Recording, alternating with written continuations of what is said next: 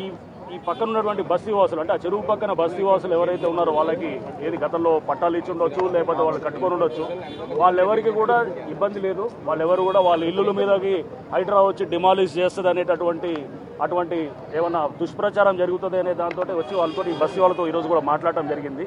మాట్లాడి ఇల్లుల్ని ఎక్కడ కూడా హైడ్రా టచ్ చేయదు. అండ్ ఈ పక్కన ఉన్నటువంటి ఇల్లులు కానీ వాళ్ళ ఏవైతే కనుక వాళ్ళ నివాసాలు ఉన్నాయో దాన్ని ఎక్కడ కూడా టచ్ చేయకుండా ఖాళీగా ఉన్నటువంటి 5 ఎకరాల ప్రాంతాన్ని దాన్ని మొత్తం కూడా చెత్తతోటి మొత్తం డెబ్రీతోటి పూర్తిగా డంప్ చేసి ఉన్నటువంటి ఆ ప్రాంతాన్ని దాన్ని మొత్తం ఆ డెబ్రీని అంతా తీసి ఆ చెరువుని మళ్ళీ దానికి పూర్వవైభవం తీసుకురావడానికి హైడ్రా కృషి చేస్తుంది.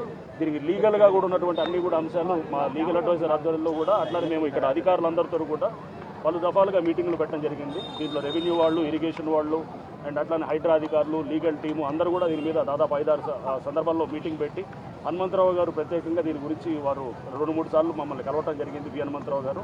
అండ్ అట్లానే రోహిన్ రెడ్డి గారు కూడా వారు కూడా దీని మీద అడగటం జరిగింది.